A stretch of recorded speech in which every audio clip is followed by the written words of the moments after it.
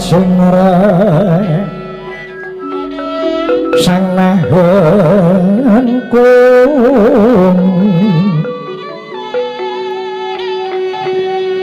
mring diatan kepadan ingsun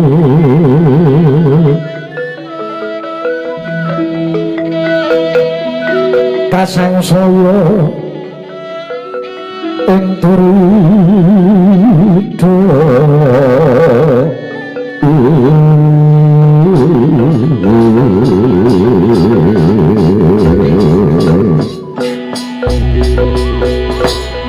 Nuwun sinuwun Prabu Duryudana nyuwun duka ingkang kathah kula ingkang Cemantaka sowan minggah pendhapi ageng negari Ngastina sembah sungkem bekti kula mugi kunjuk sinuwun ana Brahmana yaksa ngaturke sembah sungkem bekti ya wis tak tampa jeneng sira kuwi sapa Rembang waleh-waleh mengapa kula menika wingking saking pertapan ngawu-awu langit Sudya Mastani kula menika Begawan Gorayaksa nok lon nggih ana wigati apa sowan ana ngarsane ingsun lepat nyunagunging samudra pangaksami anggen kula sowan wonten ngarsa Paduka Sinu Prabu Duryudana menika badhe barang pamer wonten ngarsa Paduka apa bakal pamer bondo donya ana ngarsane ingsun dede sinuwun lamun to kula pamer bondo donya wonten Ngastina ibarate kaya dening nguyai segara kula namung badhe pamer kasekten namung badhe pamer kesdining paningal apa bisa dibuktekke apa sing dadi ucapmu saged yen pancen bisa morake batangan dina iki Ratu Ngastina menggalih apa kalenggan sak mangke menawi mboten lepat Paduka Sinu Prabu Duryudana menggalihaken dhateng anak Werkudara nenggih Gatotkaca ingkang mesanggrah wonten Tegal Kurukasetra ingkang nyuwun wangsulipun Indraprasta lan negari Ngastina leres menapa boten niku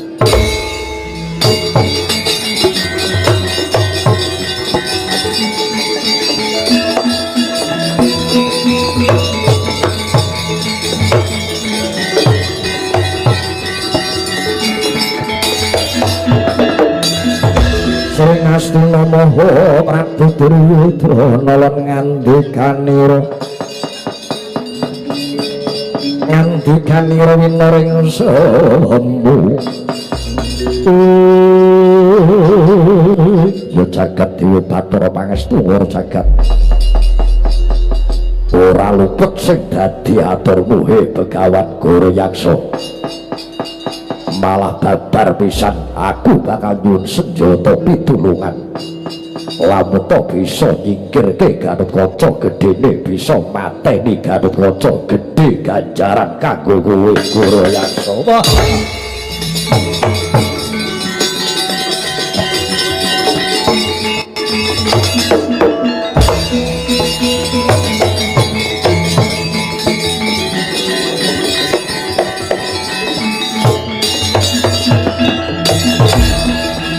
aturaken gunging panuwun ingkang tanpa upami lamun Tedela Paduka Sinu Prabu Duryudana percaya lahir batin dhateng kula pun Gorayaksa Paduka Sinu Prabu Duryudana kula aturi lenggah ingkang sekeca kula ingkang sagah nugel gulune Gatotkaca nyuwun pamit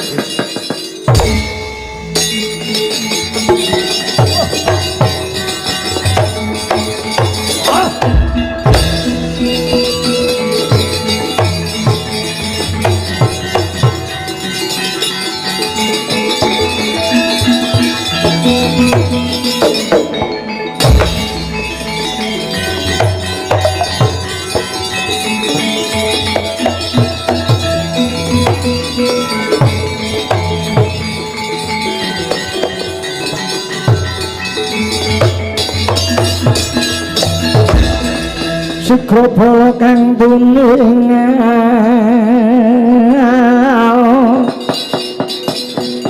perang campusan wong adalu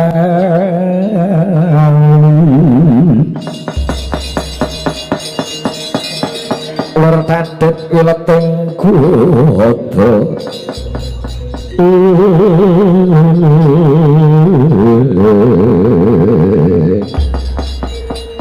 menawi Begawan Guru Yaksa badhe mejahi Gatotkaca kula percaya.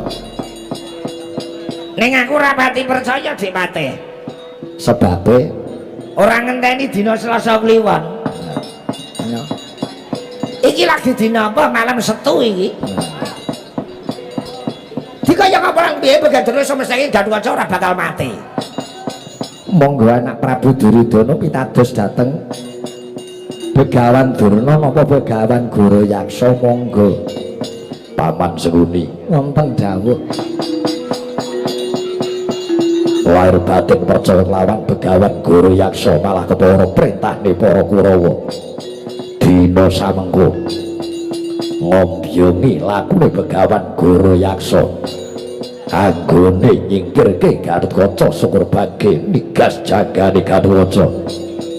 Nok nggih sendika ngestakaken dawuh keparengamit madal pasilan sinuwun. Wusnya rambung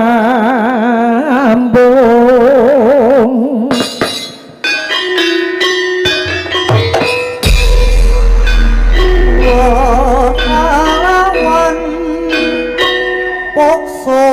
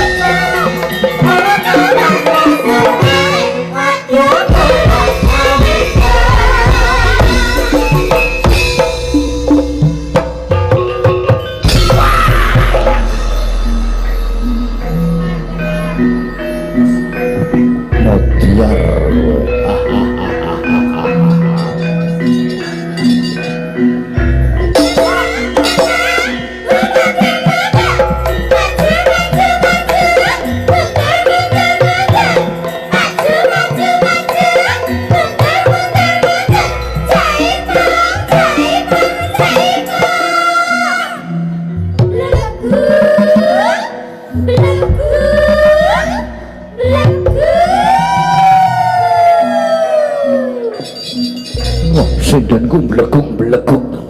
Lampune padhang ke Mas, ben ketok Mas. Men ketok bleguke. Aman terang, mun mboten udan mulai wis aman. Jiwa lupat monem tuwa tu songo. Selamat malam. Siap dibleguki?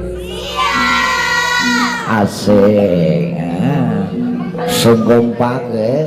Angger maju-maju pundake maju, mundur-mundur pundake mundur. Oke. Awas. Ciro lu ya.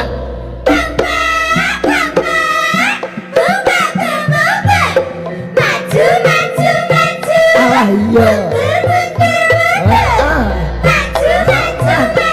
Sing cilik ya melu.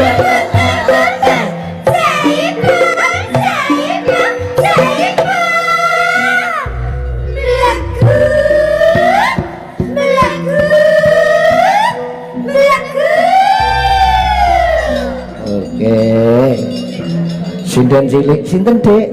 Namanya sinten? Pakai mic. Namanya siapa?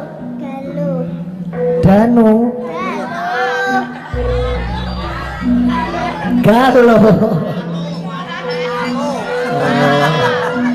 Galo. Nggih, kelas pinten? Sekawan.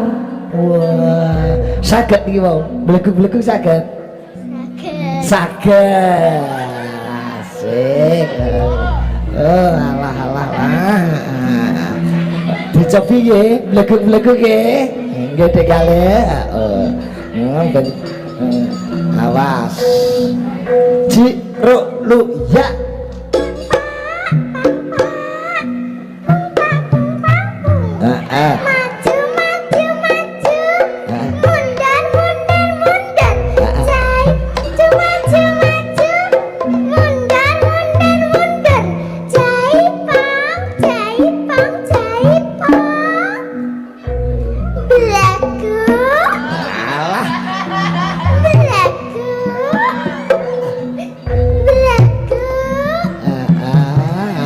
Tepuk tangan udah kalau adine tegar kok ya iso ngene barang ya. Kelas 4 SD. Coba sing kelas 1 SMP Melani ayo Melani. Siap dibleguki, Nduk? Siap. Ci ru lu ya.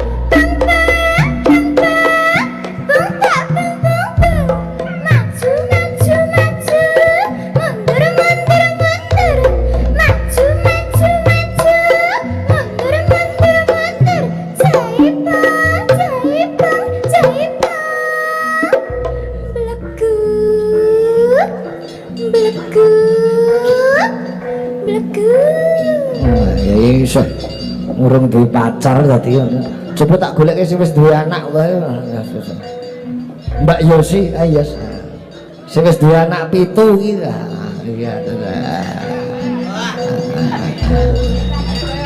Sadurunge Yosi Ima sik ding. Ora ketoke kok kene.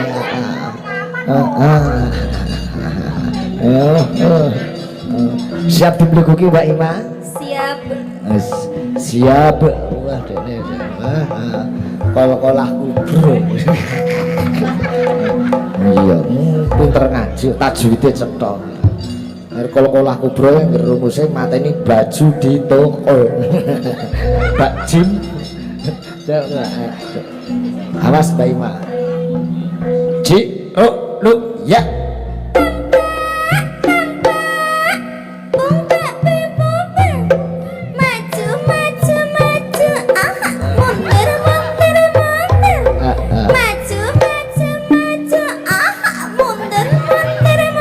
Badak melek ya.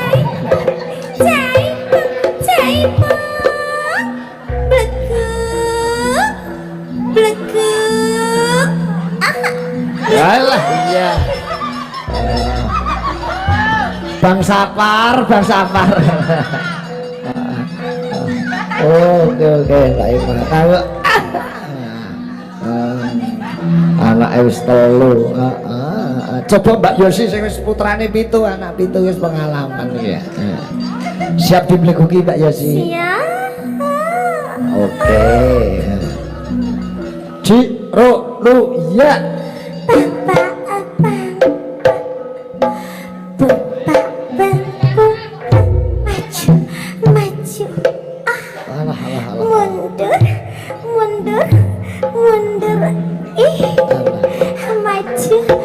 Mundur, cantik iya. Maju, mundur, lagi. Ajaib bang, ajaib bang, belakuk yang ajaib bang ya, ajaib bang, belakuk wes lagi wes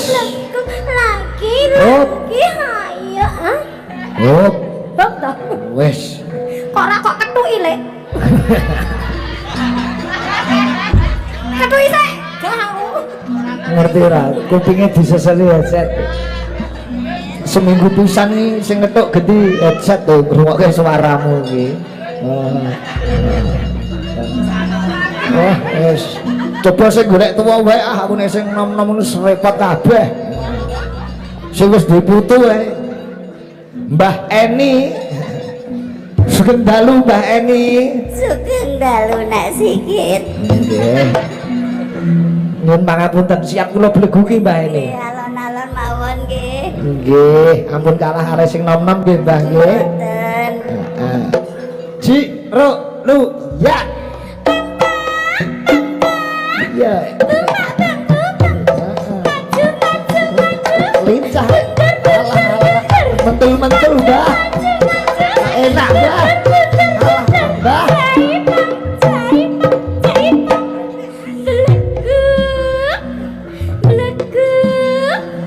blekuk blekuk blekuk Alah iya. blekuk blekuk blekuk blekuk Wes Mbah. Mbon Mbah. Mbah Mbon.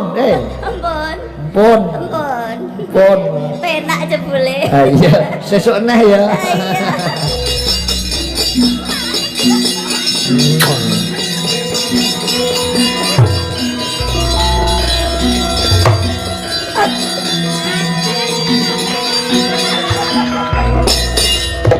kurang ajar lah kok duduk beleguk kok orang sing grek wow wah ngene iki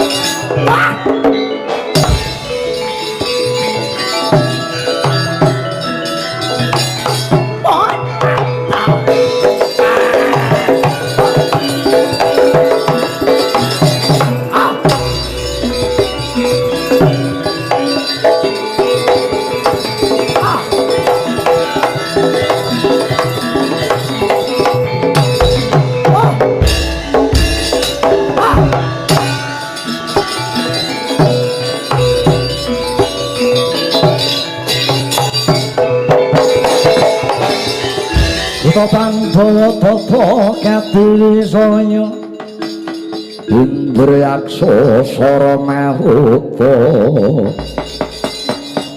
awana bana margana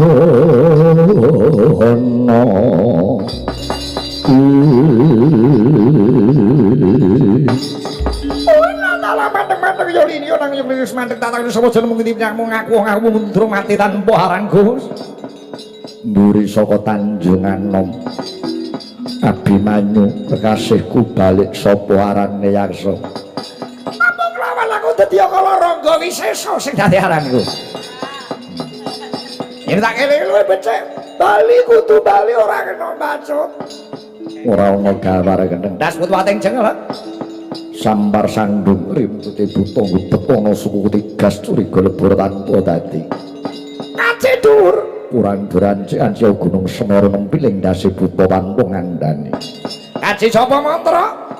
Ora watak satria meguru marang batanging buta. Ora kena kene becik leno pangidemu sambet iki kumuta rengseng padamu, Bos.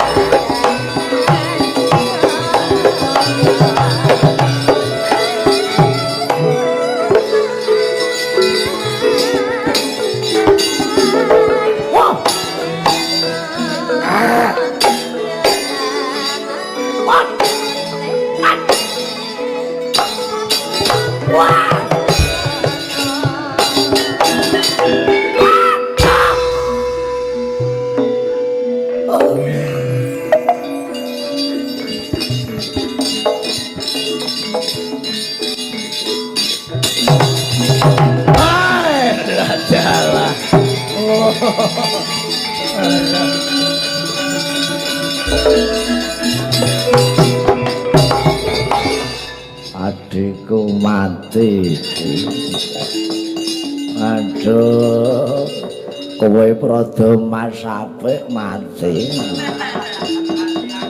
Aduh, tak ganti aku iki pulasane Tiyus.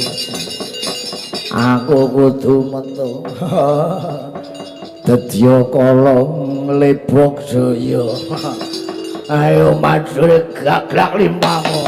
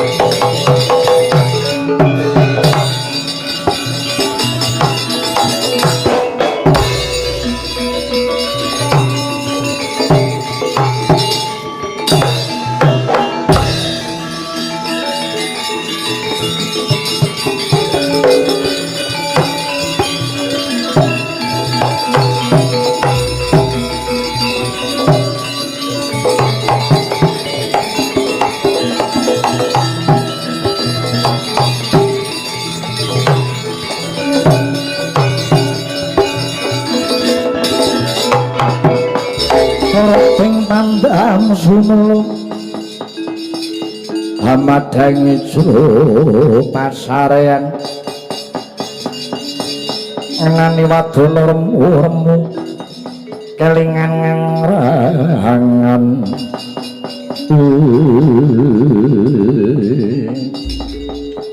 ana satra bagus katon bingung kaya dene wong linglung.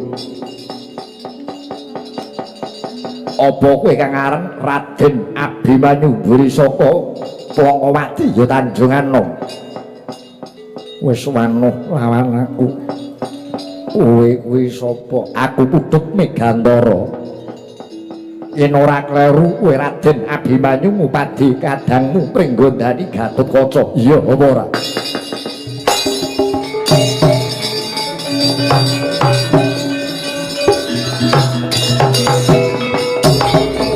Ora ngono orang legiwa jebul tinemune. Titis kang dadi panggraitamu Putut Megantara. Yen pancen jeneng sira ngawuningani ana ngendi lenggahe Kang Mas Gatotkaca ora ge tuduhna marang aku. Yen pengin ketemu lawan kadangmu Gatotkaca lungguh sawetara ana mburiku kene Raden.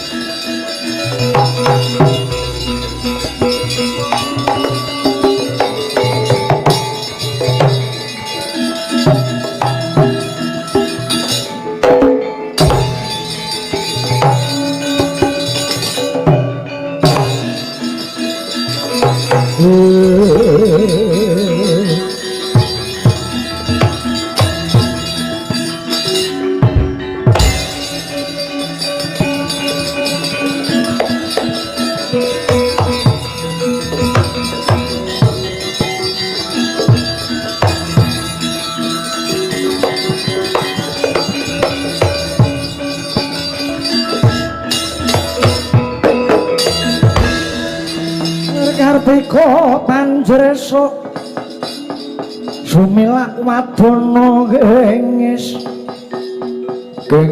dining kusuma mamayu hayuning negeri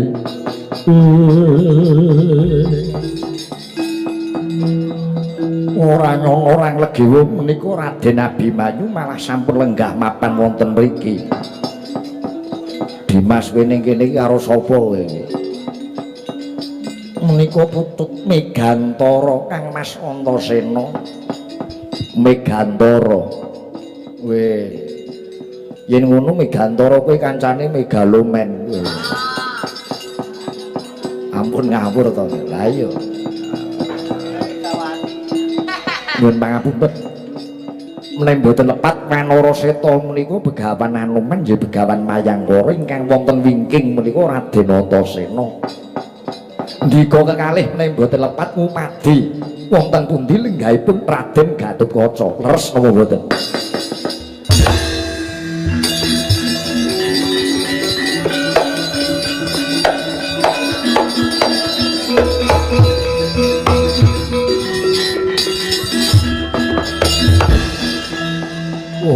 Ora nyono orang legiwa jebul tinemune Megantara wis ngawuningani lelakon kang dumadi. Iya. Ora tedhe ngaling-aling aku padi anggere Gatotkaca nalika semana nalika perang tanding musuh Begawan Goro Yaksa kendang kapracundang yen tetela kaya nutut urip lakuku iki bal rampung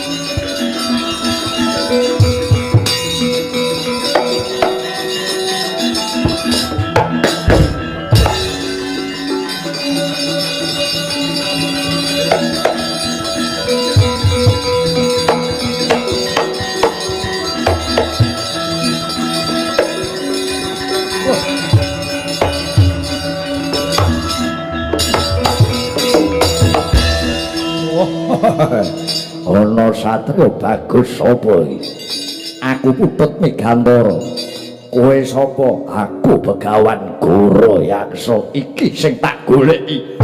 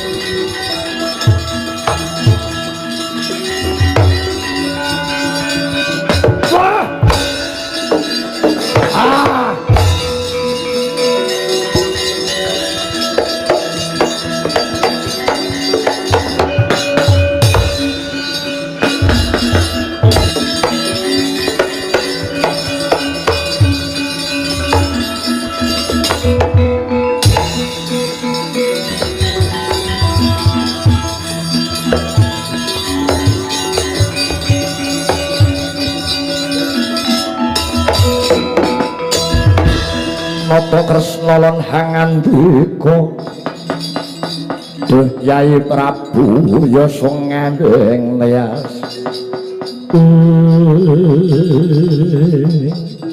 sing dadi Begawan Goro Yaksa pun Wandarawati nggih Paduka Wandarawati kenging menapa tega tegel mentala kalian kula ngantos kula kendang kapracundang nanging kendangmu malah tekan kah iwangan alang-alang kumitir pun Wandarawati bot-bote mimba warna dadi Brahmana Yaksa kuwi mung nyengkake turuning kanugrahan wahyu kaprawiran anggonmu krida mbelani bebener wakmu Wandarawati melu nyengkuyung saka mburi ya kanthi cara iki wahyu kaprawiran peparing pulun yang menang wis tampa Pak Wandarawati melu ngepeke yom ketrimamu nggih cah bagus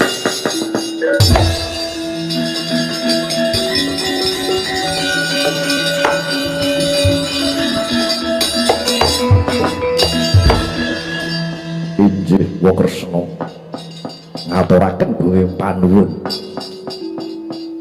tanpa pakartipun Wandarawati menawi kula boten nampi kanugrahan wahyu kaprawiran syukur yen krumangsani kaya mangkono nggih cah bagus Gatotkaca lajeng kula nyuwun dawuh babagan napa kalenggan samangke papan wonten negari Ngamarta wonten wujude raseksa jejuluk Prabu Yaksa Murti ingkang ratoning Ngamarta menika sinten tutke pun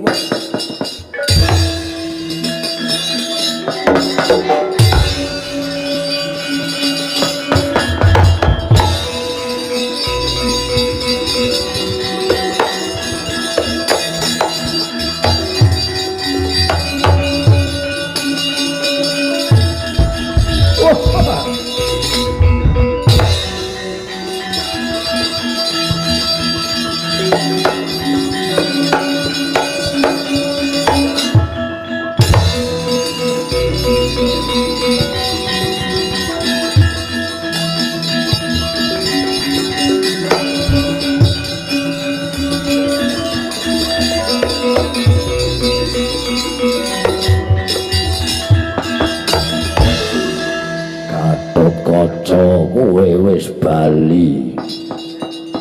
Lah kok nganti Ratu Ndarawati kon ngopo? Lenggahi dampar Prabu Negara Ngamarta. Inggih. Aja kaget. Kaget mawon ora kaget. Wong kaget kok dipenggak. Prabu Yaksamurti Napa Ndarawati piye? wis rampung sing dadi kewajibanmu. Ayo ndang salin kukut genah kuwi pusakaku.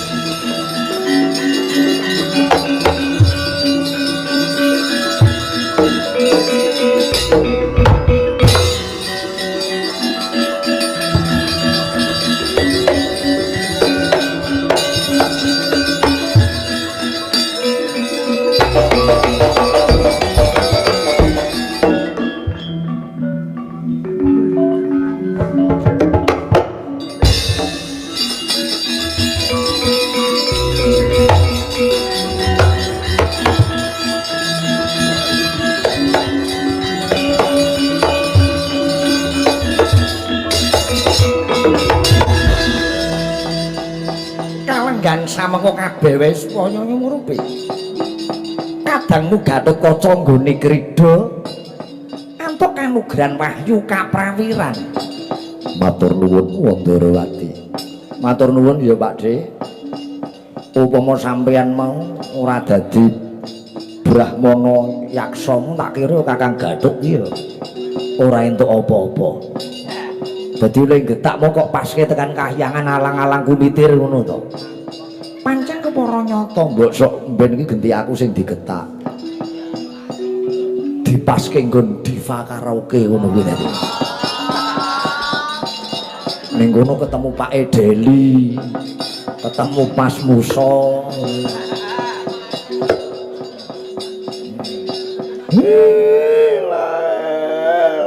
Bergegek kemel-mel sak dolita. Biar padang tetrawangan kalenggan menika Semar nderek nyekseni. Kridane Ndara Gatotkaca satemah entuk kanugrahan wahyu kaprawiran. Mugi-mugi kanthi wahyu kaprawiran menika ndayani kamulyan katentreman keluarga ageng PPSDM Cepu sedaya tansah manggih rahayu. PPSDM Migas Cepu saya Kuncara Ngrembaka Anjayeng Bawana kalis ing rubeda rahayu rahayu rahayu salaminyo.